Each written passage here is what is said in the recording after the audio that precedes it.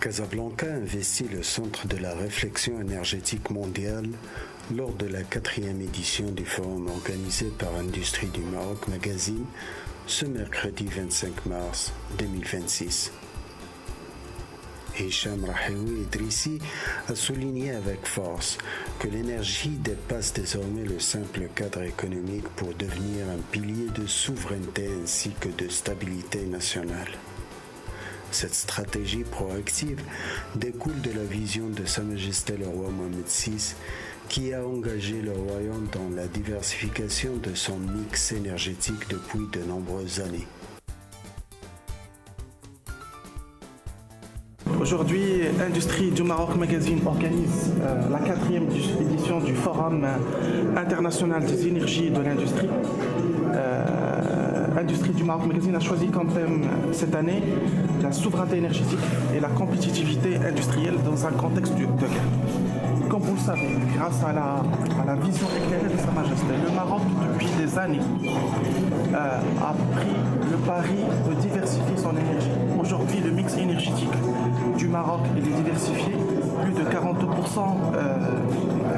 de l'énergie produite vient des énergies renouvelables, avec un objectif en 2030 de dépasser les 50% des énergies renouvelables.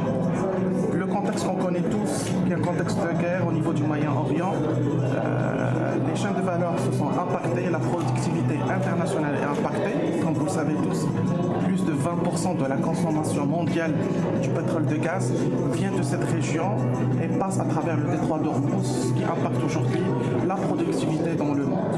20 millions de barils est le nombre exact de la consommation mondiale du pétrole et du gaz.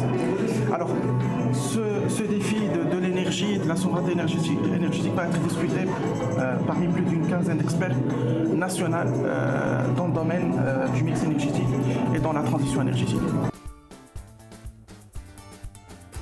Les débats ont confirmé que le pays occupe une place de choix dans la nouvelle donne géopolitique actuelle.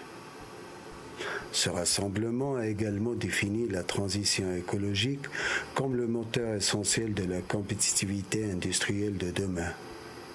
La décarbonation constitue une obligation vitale pour les entreprises souhaitant préserver leur attractivité sur le marché international. Et la loi 82-21 relative à l'autoproduction offre aux acteurs économiques un outil juridique puissant pour décentraliser leur production d'électricité.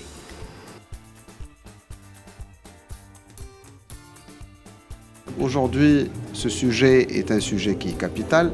Depuis le lancement par Sa Majesté en 2009 de la stratégie renouvelable au Maroc, nous avons assisté à un boom extraordinaire dans le domaine. L'objectif des 52% de notre mix énergétique en renouvelable à l'horizon 2030, je pense qu'il va être dépassé. C'est en tout cas ce qui est déclaré par les différents intervenants.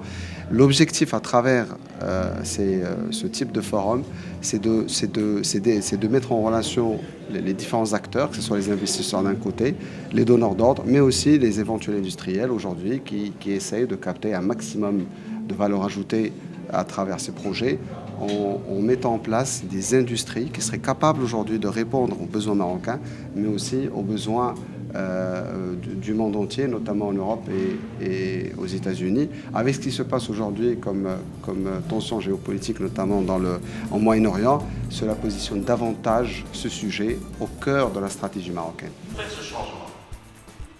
Maintenant, il y a l'ensemble des ingrédients, mais il y a peut-être encore des éléments à régler d'abord entre nous-mêmes, et vous avez dit tout à l'heure un élément très important, le mindset.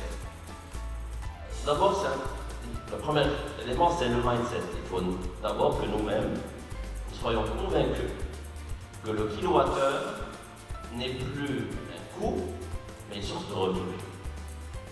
Et le kilowattheure va être demain le facteur qui va nous permettre d'avoir de l'eau dessalée compétitive.